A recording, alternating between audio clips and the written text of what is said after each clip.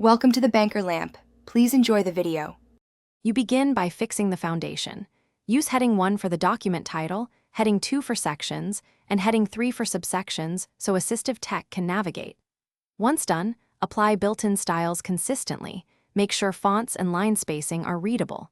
Enable screen reader support and add captions for any video embeds. Save with a descriptive file name so people can identify content quickly. These early steps give structure and predictability, which is why they matter for keyboard and screen reader users. Now you focus on content clarity and semantics. Use plain language and active voice. Start each section with a short summary so readers and assistive tools get context quickly.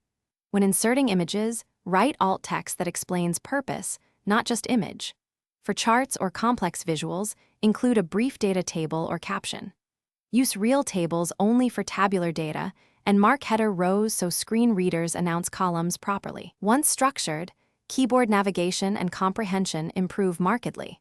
Finish by running the accessibility checker and resolve issues it highlights, such as color contrast, missing alt text, or unlabeled form fields. Then test your document hands-on, navigate with keyboard only, and try a screen reader to confirm reading order and focus behavior. If a problem appears, check header structure and remove empty elements that trap focus.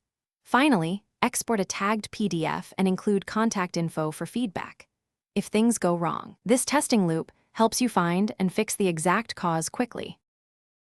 Thanks for watching. If this was helpful, leave a like and consider subscribing. See you next time.